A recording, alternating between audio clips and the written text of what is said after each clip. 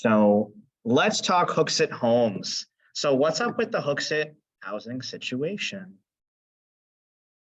So my name's Tony Lacasse, realtor and Hooksett area real estate expert. Work with Keller Williams Metropolitan. I closed 20 transactions last year in 2022. I sold over 6.5 million in sales volume last year. 2.25 years in the business. Zoning board member and Hooksett Heritage Chair. So Hooksett Homes, what do we have for homes in 03106? Here's just a purview of some of the properties that focus on the different housing stock that we have here in Hooksett. You can see that we have lots of different options for housing in Hooksett.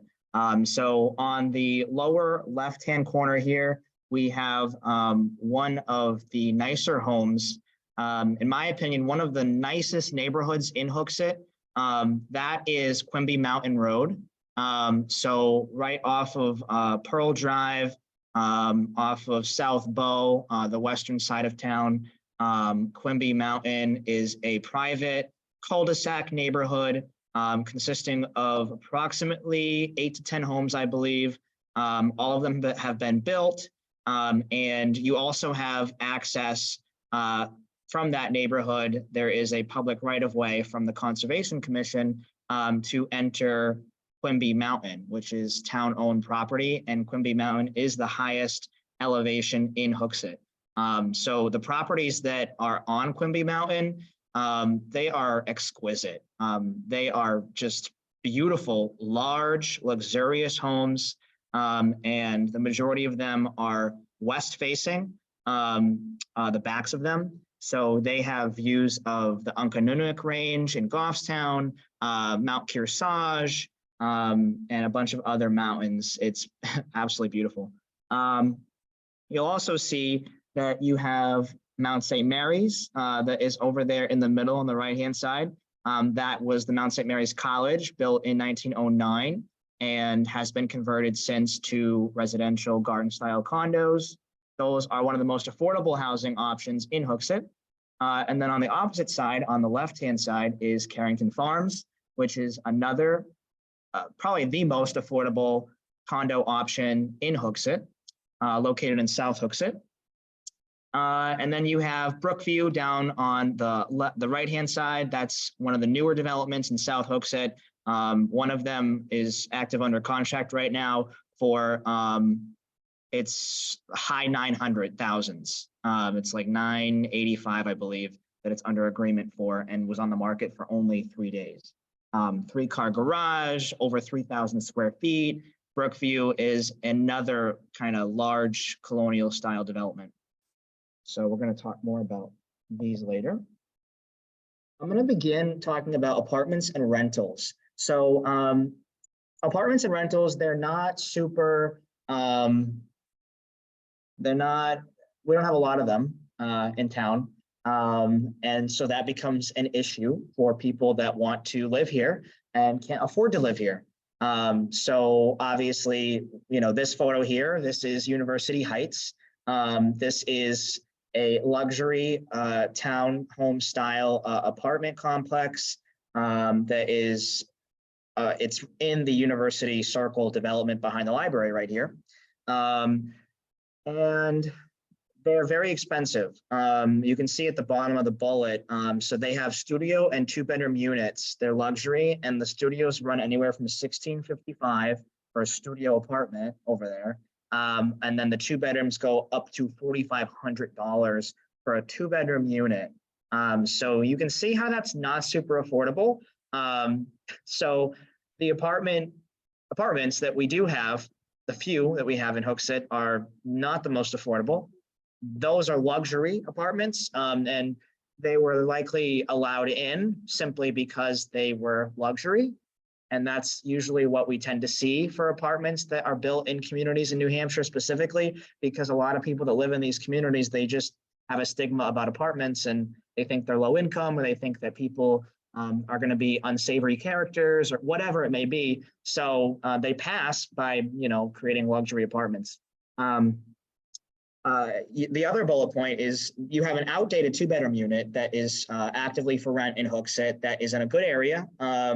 It's on Whitehall Terrace, and that's a 2-bedroom that is outdated for $1,600. Updated 2-bedroom for $2,400, similar area. So you can see that we have a wide range of rental prices here, depending on where they are located in town and how nice they are. So literally, we only, to my knowledge, have 3 apartment complexes in town. So that is University Heights, Windsor Terrace, and Residences at River Hill. Windsor Terrace and River Hill are on 3A, and University Heights is behind here. So to my knowledge, though, that's the only apartment complexes we have. Most people think that Carrington Farms is an apartment complex, but it's not. It's actually condos. But a lot of the unit owners rent out those units because there's a need. There's a huge need for it, and they're very affordable. They buy them for, like back in the day, like, $30,000 for a garden style unit in Carrington Farms, back in the 80s or 90s. And, so they're super affordable, and they're great for investors to just scoop up and then rent out because it's right in South Hooksett. Lots of people that live in or work in Manchester, they'll rent them out. And there's a high investor ratio there at Carrington Farms. So this is going on to condos. Oh, nope, I don't want that. No, how do I go back? Okay. I don't want to see this. There we go.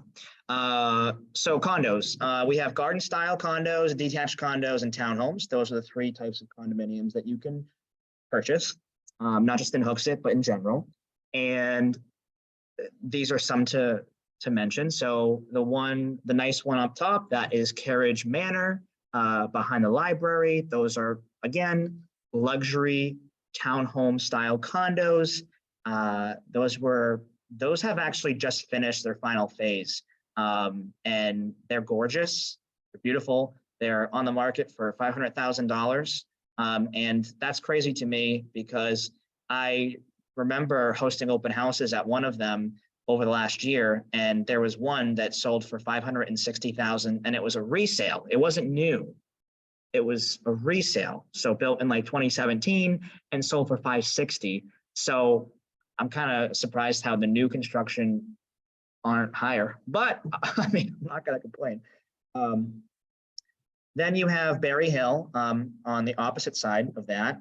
Those are detached condos that are off of Whitehall Road.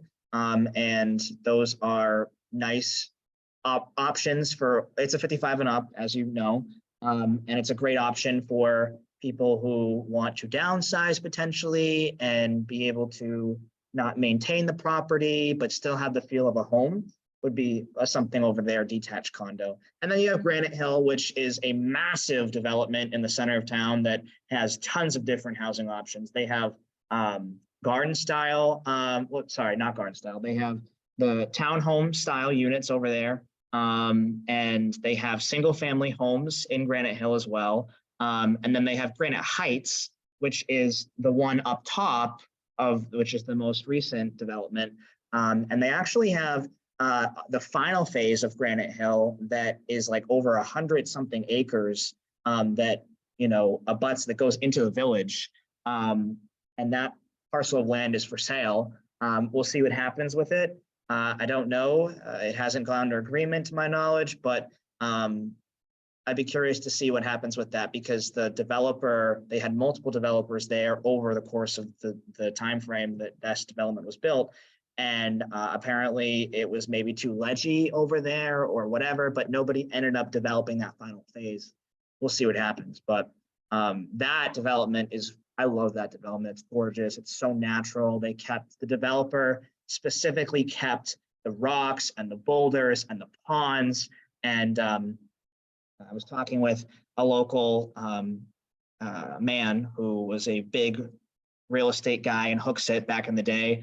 And he worked with the developer on Granite Hill. And I asked him questions about Granite Hill, how it came to be, how it got developed. and learning about like how purposeful he was in placing the homes into the natural landscape at Granite Hill. And I think that's, there's something to be said about that, because you don't see developers do that anymore. You just don't.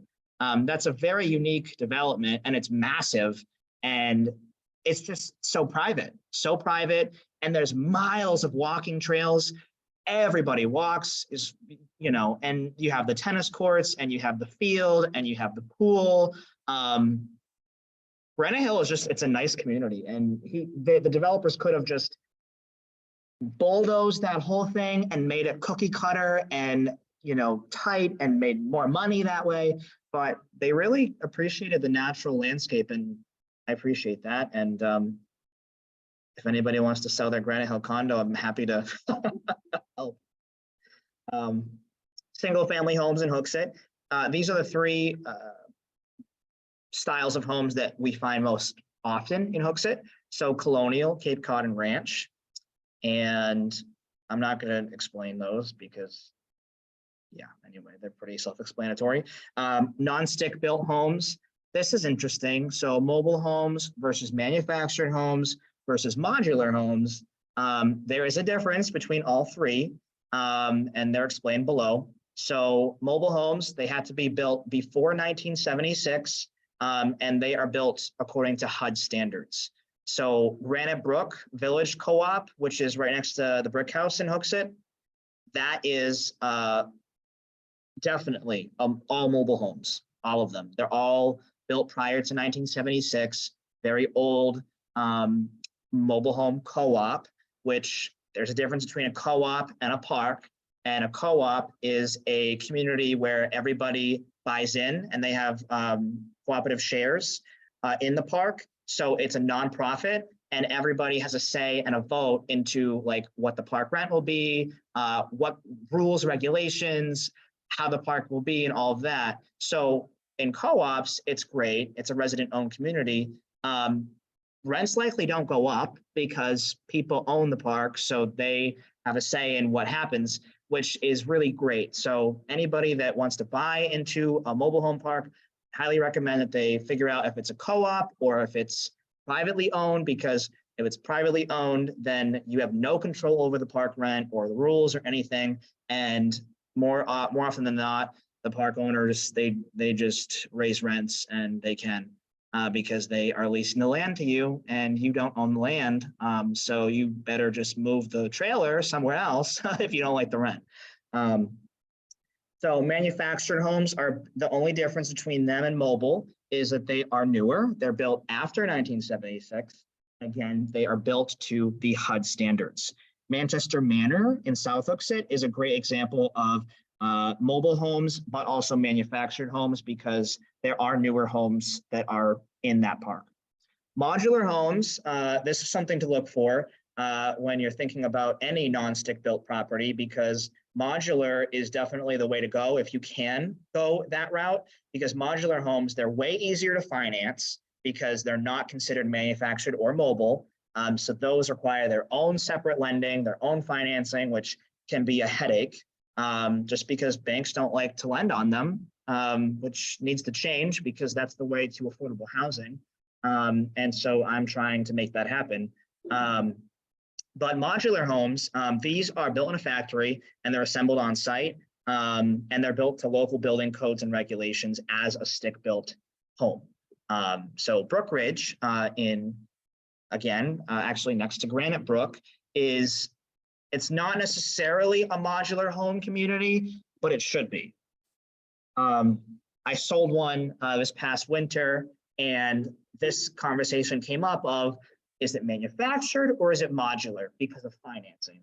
And it really should be a modular in all, like the definition of modular, because it is built to local standards and it's got a poured concrete foundation, and it was built in, those were built in factories. So really it should be. However, they did find a plate on it. So then they said, oh, this is manufactured. So it's kind of dumb in my opinion, but anyway, so modulars are the way to go because they're easier to finance. Then we have 55 and up communities in Hooksett.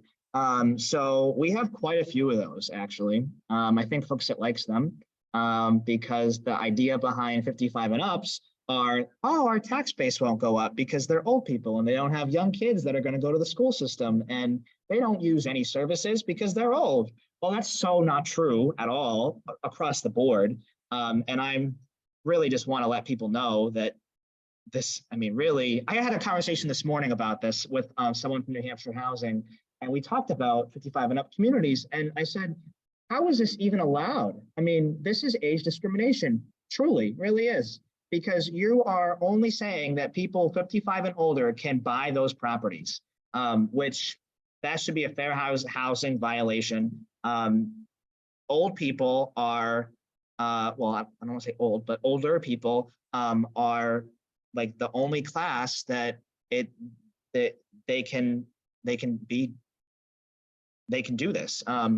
So very interesting conversation we had because the local school systems across the state of New Hampshire, enrollment is down. It's really down.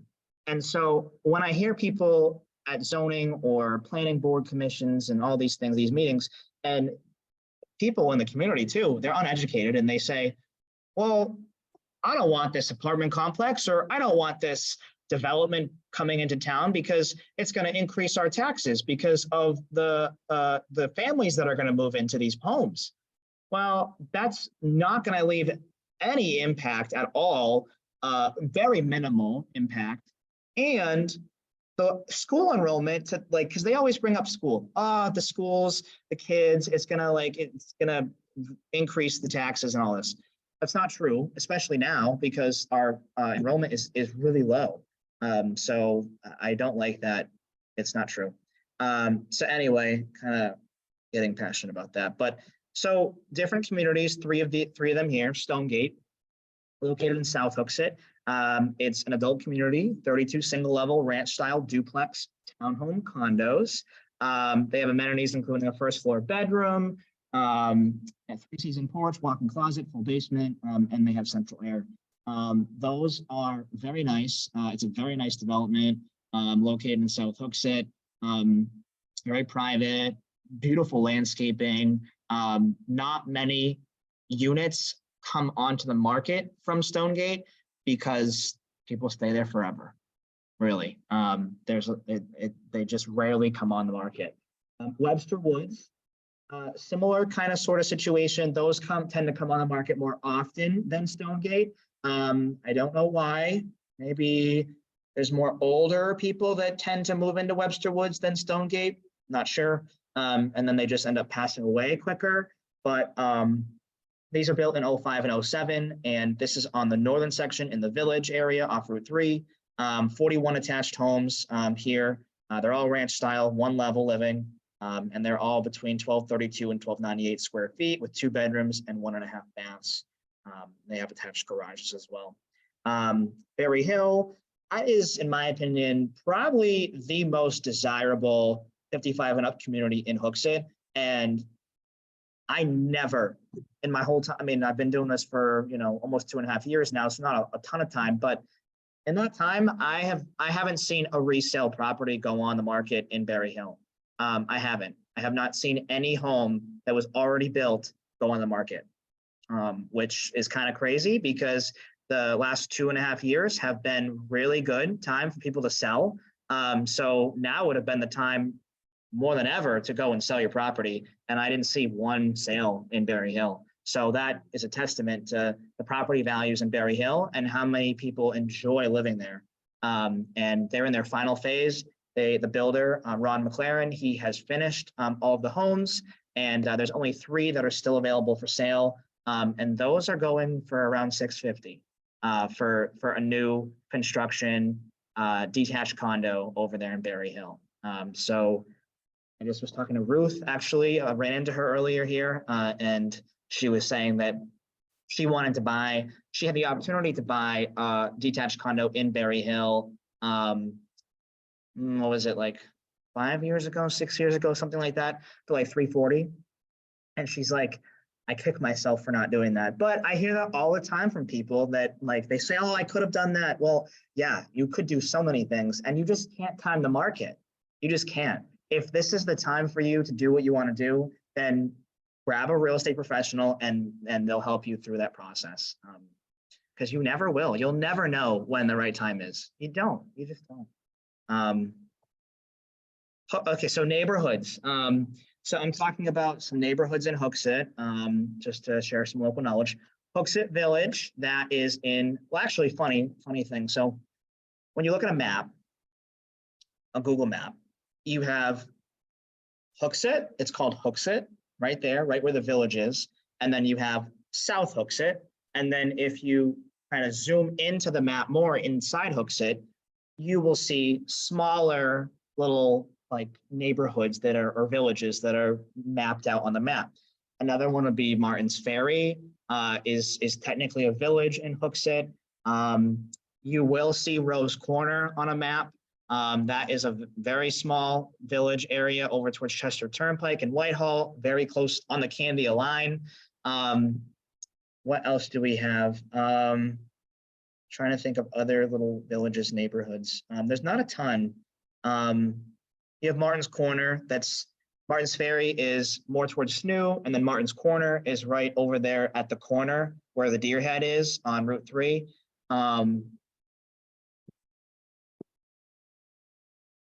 Yeah. Oh, yeah, you have Hackett Hill, right? You have Hackett Hill. But for Hooksett Village, in turn, because we're talking about housing and housing stock in town, Hooksett Village tends to have the oldest homes in town. So you are going to find a lot more, what's the word? You're going to find more opportunity in Hooksett Village to find something for a lower price point, really, is what it is. So, because I'm kind of trying to showcase like different areas and neighborhoods that have different varying values for property. So Hooksett Village, by far, if you compare the village area and that housing stock to South Hooksett, there is quite a difference in property value. Granted, talking generally here, because you have other neighborhoods technically in the village, like Carriage Manor, that's over on Post Road by Heads Pond. That is one of the nicest neighborhoods besides Quimby Mountain, in my opinion. Those have massive homes and they're gorgeous. So that would be a little bit different, kind of different situation. But in general, Hooksett Village has, lower property values than say South Hooksett because of the older housing stock that is in the village, and people tend to stay in the village area for generations because it is a very tight-knit neighborhood, and there's a lot of old-time Hooksett people that live in the village that go back to when the Dundee Mills were in operation, and you look back at the deed history, and it's very interesting. And this is like what got me involved, not with the Heritage Commission, but it's just enjoyable for me to tie in my career with other passions of like the history and zoning, land use, and history and architecture and real estate and people, and put it all into one. And I love it, and it's awesome. So you look at the history of that village area and the Dundee Mills, and you look at the deeds, and it's crazy to see the transfers that happened and how much money people paid for some of these properties at auction, because the Dundee Mill Company, they put all their properties at auction in the 40s, and all of the majority of those homes on Merrimack Street where the mills were all mill property. And you had the mill worker housing, the tenement housing. So where the Hebert's building is, the red tenement building, that was a mill tenement, which I think most people could definitely tell that it looks the part too. One of the very few tenement style buildings that survived from the flood, because the flood of 1936 took out a lot of our properties in the village. Thankfully, we still have a decent amount of our historic housing stock there.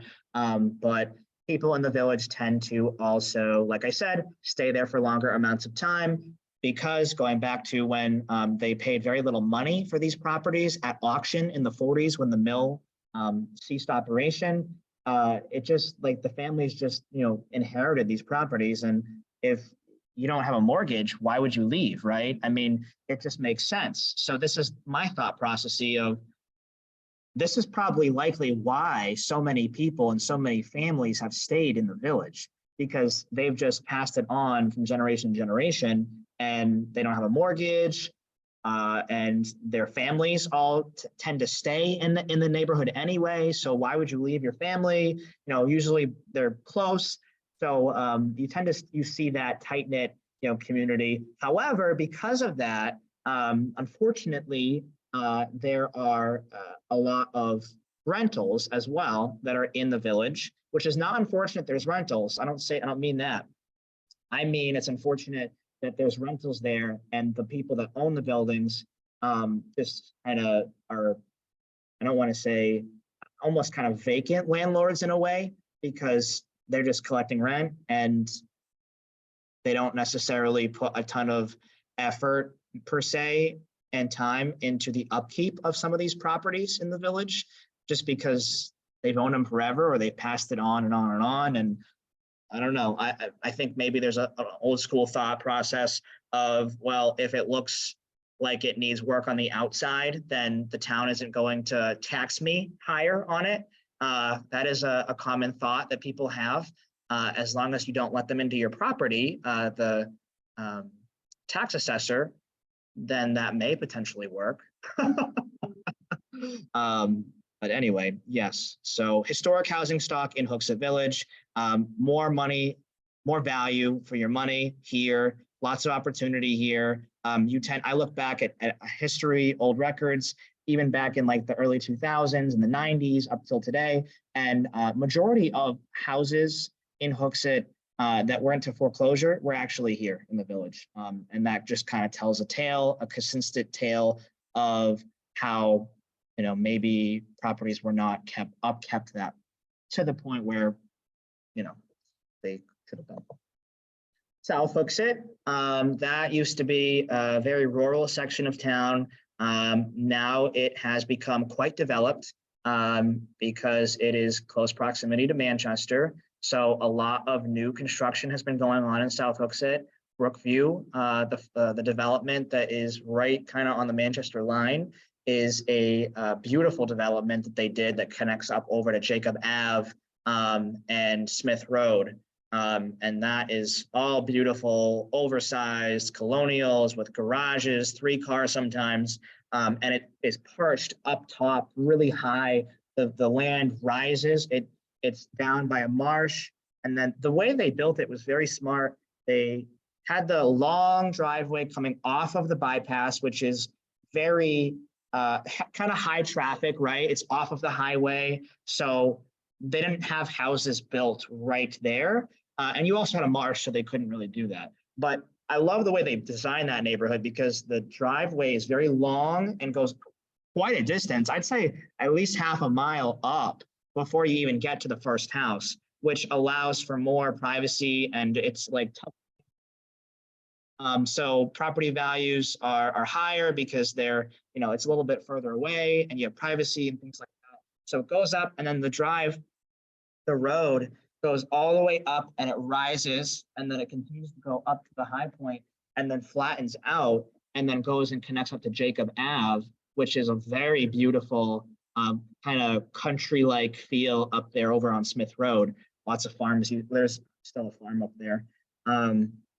So very interesting, developments that have come over there. And South Hooksett and Hooksett are 2 census designated places, and South Hooksett has a much higher median household income than Hooksett. So that's another reason why you tend to see more value down here. Hackett Hill and the west side of Hooksett, on the other side of the river, is another neighborhood and very well-known history off of Hackett Hill with the Belisles and the granite quarry over there, and interesting developments that have occurred Not a ton. When you cross the river, you tend to get more of a rural feel. It's not as built up on the west side, and you tend to have more acreage on properties over here, which is some people like that and some people don't. But you definitely get more land, more privacy per se on this side of town. And the close proximity to the highway being, if you're on Hackett Hill, it's kind of nice, but you're tucked off into the woods. A lot of Hackett Hill and the western side of Hooksett is wooded, which is kind of nice. It has its own different feel. Another section over there on the western side of Hooksett is a newer development, Churchill Street, and that is another beautiful development with very large colonial style homes that are over there, and they're beautiful. So I wouldn't be surprised to see over the next 10, 20 years that the western portion of Hooksett, over like by Goffstown Road, Hackett Hill, South Bow, that kind of area, and 3A would be more developed, and I wouldn't be shocked to see that there's less and less woods, just because that's just the sprawl. The sprawl is going to happen. It's going to get there. So buy on the western side now. Granite Hill, we already talked about that. Campbell Hill, mainly single family homes. I remember growing up, Campbell Hill was like the neighborhood, like before Carriage Hill was built and before Brookview and before all these new developments. Like Campbell Hill was like the neighborhood in Hooksett.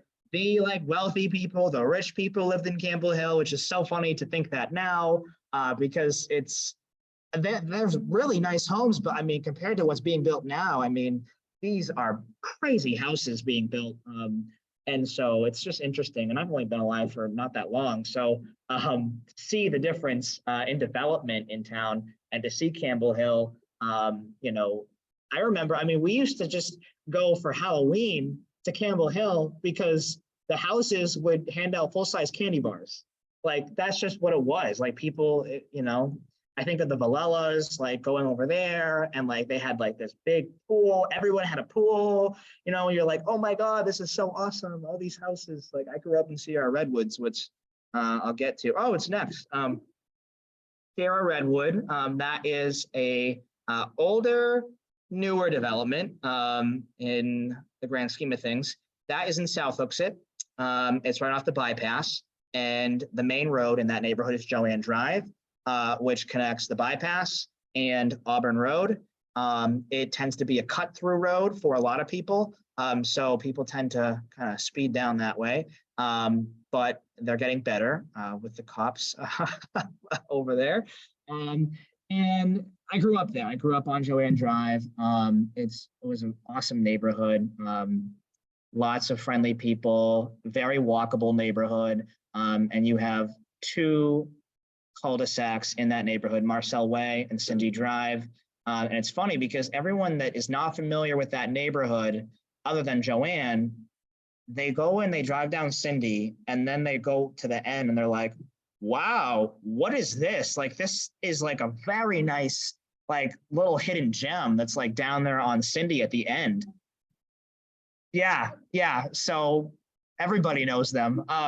But yeah, I mean, you have the yellow Victorian house that's like over there, that's on 16 acres, beautiful property. And then because he developed that section, so that was a later development in that neighborhood. And then Marcel Way, same thing. That was a later development off of Helen, and beautiful homes that I actually prefer Marcel Way because it's only 3 homes that are on the cul-de-sac, and then you have a vacant lot that's in the middle that is owned by one of those family members.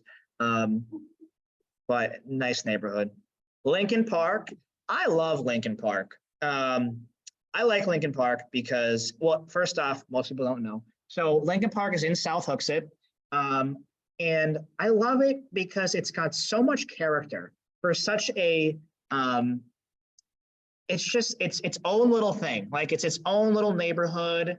It's got its own feel. It needs a little bit of love down there. But that it's got like a little bit of that grit, like, but because it's just, when 93 came in, it divided that whole neighborhood back in the 70s, I think it was.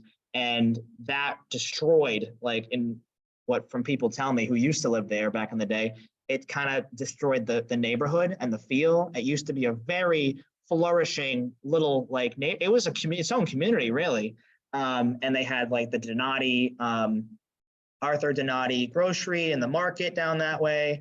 They had the Lincoln Park School. They had the South Hooksett Fire Station, which was located in Lincoln Park. So this was its own kind of self-contained community in South Hooksett. And it is actually the first planned neighborhood in Hooksett from Manchester Realtors back in the day in 1909 or 1911, I believe, around that time. They purchased, I think it was 120 something acres over that way on the coast of Manchester. And they laid out the roads in a grid fashion. That was the first time in Hooksett that people actually planned a neighborhood like that. And a lot of those homes were very reasonable, small footprint homes, bungalow style, cottage style homes, as it was like popular back in that time. You know, when I say small, I mean, you know, these homes were like 700 to 1,000 square feet, right? And that's all people needed back then. It was, they built things and it was much more affordable for people. So it was a working class neighborhood. That was a working class neighborhood in Hooksett. And it still very much is today, because Lincoln Park, you will find I'll just say it, you will find the most value if you're trying to be in Hooksett in Lincoln Park. You absolutely will. Because the small footprints of the homes, the ones, and a lot of them are still there. However, you know, you've had throughout the years some people that have bought some of these small bungalows and they've torn them down because they've been kind of abandoned or disrepair and rotted or whatever. And so they tore them down and they've built some nice big homes in Lincoln Park, which kind of skews things a little bit in terms of property value in that area. But it's not enough to skew it too much, because they're kind of rare. They're rare. They're just spotted. There's still a lot of the original cottages and bungalow homes that still remain in that neighborhood. For example, I put in an offer for some buyers of mine this past weekend, and it was a home on 34 Coker Ave, right there in Lincoln Park. Beautiful. I mean, it needs work. A lot of those homes, they are outdated. They need some work, but that's where you're going to put some sweat equity in, and you're gonna build equity in those properties. And if you want to be in Hooksett for the school district or the people, the location, being close to everything, the highways, but you know, tucked away, not in the city, Lincoln Park is going to be a high value place for you. So this property, 735 square feet, cute little bungalow with a little barn, very classic for that neighborhood. And it was listed for $232,000. 2 beds, 1 bath, 700, you know, somewhat square feet. Super reasonable. That's super reasonable for property in Hooksett. So hey, so you know, it's just nice to see opportunities for first-time buyers that right now in this market people can't afford. And it hits home for me because it's personal. I mean, when you buy a home, it is a huge investment for most people, and it's the largest investment that they have in their whole life. So, you know, to see opportunities in my town that I care so much about, where people can actually, young people can afford to buy a home, it means a lot. So, and that's what these buyers were. These buyers are young, you know, they really otherwise wouldn't be able to find a single family home. They'd be looking at condos because that's what the prices are right now. So that's why I like Lincoln Park. Carriage Manor and Carriage Estates up in the Village area, north section of town. Like I was mentioning before, very nice neighborhood up on Post Road. I didn't mention though that a lot of those homes abut the Heads Pond Trail. So that's another value add for those neighbors, those people who live there, because they're able to access the trail, and that's really nice. Fun fact about Carriage Manor, the developers who built Carriage Manor, they put restrictive covenants in the deeds to force the builder. So the builder basically said, any homes that are going to be built in this new development have to be at least, I think it was 3,000 square feet. So that development was purposely developed to retain a higher end property value in that area, because, and you can do that. Builders can do that. Builders can put in restrictive covenants in the deeds to state that it has to be built a certain square footage. There's certain, like, you can do anything in a deed really for new construction. You can, there's some neighborhoods in Bow that I've seen, they've had restrictive covenants to the point of not being able to build a shed that's any smaller than 1,500 square feet. Like, because they want to retain this high property value and this idea of luxury in the community. So that doesn't help affordable housing. And we see that more and more in these small towns because people want to, they don't want small homes, they don't want rentals, they don't want apartments, because they just feel that it's not in the community, it doesn't belong here, not in my backyard, the whole NIMBY thing, which goes into the whole zoning regulations and how that plays a role into planning and neighborhood, but I'm not going to go there. University Circle and Heights, that is again over behind the library. University Heights, that is a luxury apartment complex. And I was mentioning before, Candy, they have it's studio apartments up to 2-bedroom apartments.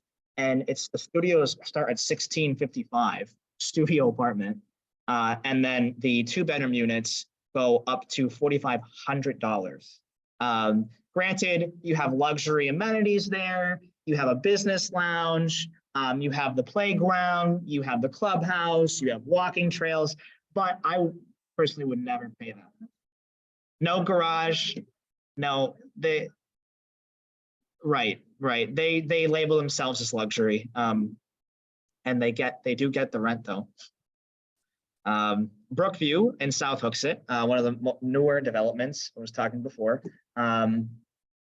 Yeah, high property values there, great neighborhood, but definitely not an area for first-time buyers. Absolutely not.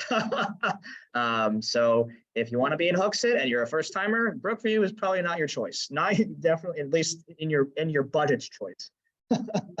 You might like them because they look nice, because they are nice, but they're just not. They're not affordable. Hooksett real estate market, to wrap this up. So this is for March. I don't know if you can see that, but you'll see here that I guess I'll first talk about I'll talk about the median sales price. So, well, actually, let me talk about closed sales. So closed sales. So for this is month. So the first section is month over month. So from 2022 to 2023 of March of both years. So in 2022, we had 9 closed sales in March in Hooksett. And then this past March, we had 10. So, not anything drastic, not anything crazy. It's kind of on par. The median sales price last March was $445. However, this March, it's $554 for March. So home values have gone up quite a bit from last year. People keep saying, prices, they're not going up, are they? Well, here in Hooksett, they are. They are. And so that's why you want to have somebody who knows the market really well, because, what might be a community that the home values haven't gone up, it doesn't mean the same for this community or somewhere else, or New Hampshire versus national numbers. New Hampshire is totally different than the national numbers that you hear on the news.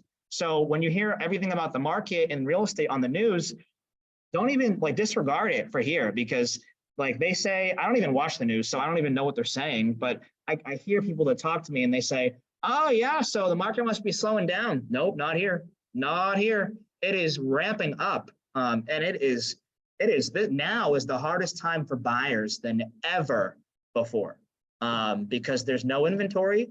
And what I keep hearing from sellers is, well, why would I sell if I have a really low interest rate right now, and I have a humongous amount of equity? Why would I sell? Where am I going to go? Well, that's a great question. And you need to talk to me, because then I can figure out what your options are, what your plan is, what your goal may be. Because, I was talking to Ruth about that earlier, about downsizing, right? So, he goes, where am I going to go? Well, I said, depends. Where do you want to be, right? And what's the footprint you want? Because there are options for you to capitalize on the equity that you've gained over this really, competitive time where home values have appreciated, and sometimes, 25% year over year, which is crazy. People have equity and they don't even know what to do with it. And so some of them are putting their equity into their home, back into it. They're taking their equity out and they're using that money and they're putting it into their kitchen or into their bathrooms or outside stuff, whatever. So there's different ways you can use that equity, and if you want to, and I'm finding a lot of people are. I'm finding a lot of people are making home improvements right now over the last 3 years, because they have the equity, and that's what they're doing. People say, where's all this cash coming from? Well, it's all the equity that's like going around in people's homes. And it's also people cashing out from their retirement accounts, and using that to buy property, because it's back again. Cash is back, and it's taking over in this market. And I just lost out in Concord on buyers of mine that were 20% conventional buyers, super competitive buyers. We went $55,000 over the asking price in Concord, West End neighborhood, beautiful.